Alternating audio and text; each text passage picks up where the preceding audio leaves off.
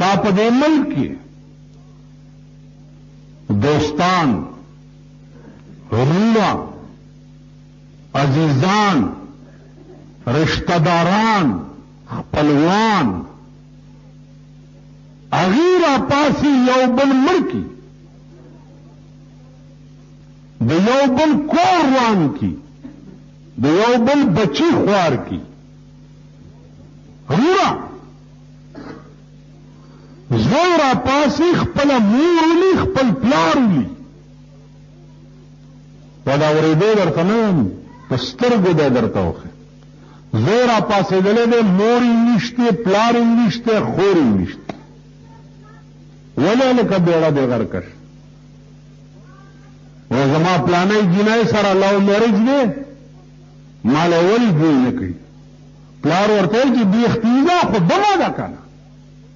نو لرې ده چا ډمه ده، نو چې زه تا سره تماچا رویسته، مور یې نه نشته، پلار یې نه نشته، خور یې نه نشته.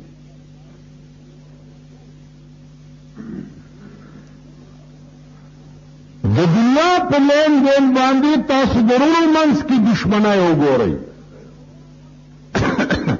د خپلوانو منځ کې دشمنی وګورئ. ټیک شو؟ اوس دنیا خو یو مرداره ده،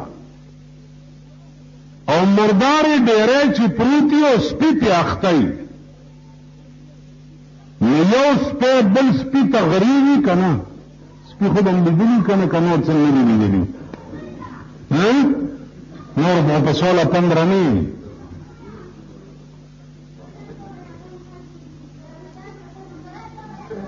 یو بل ته غریږي.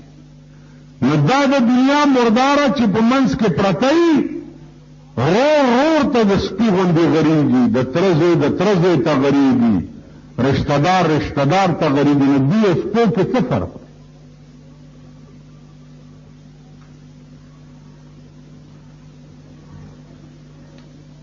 نو موږ معنوي بني آدم نه یو، معنوي حیوانات یو.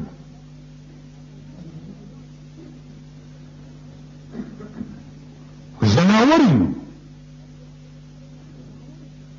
دا داسې شی دی لکه یو خر چې په دوه وختو ودرېږي. نو خو بني آدم نه شو که نه. وایي سړی په رنګ نه سړی کېږي، سړی هغه دی چې خوی د سړی وي. په رنګ څوک سړی کېږي نه، په ولاړې ګرځېدو څوک سړی کېږي نه. سړی کېږي دا وي چې خوی د سړی، خصلت د سړی، کردار د سړی. موږ صرف په رنګ باندې ځان ته سړی وایو.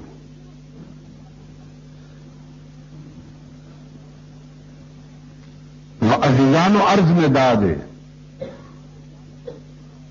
چې دا دنیا بالکل د تباہی او د ہلاکت په پلیټ فارم ولاړه ده. ایس پتہ نه لګي چې کم وخت کې خدای به ولا ګړچ ورکوي، او ورې کړه ګړچونه ستاسو په مخ کې تاسو ولیده. انقلابات د زمانه راوسته. قرآن خو ویلی دی چې یوم یفر المرء من اخیه وصاحبته وبنیه.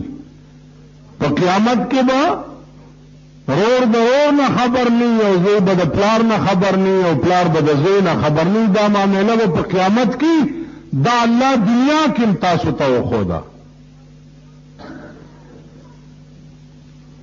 تاسو ولیدئ چې پلار په یو ځای کې پاتې شوی دی او زوی بل ځای پاتې شوی دی. دا تاسو ولیدئ چې د دې ملک په انقلاب کې پلار راغلی دی او بال بچې ټول تر ننه پورې معلوم نه دی.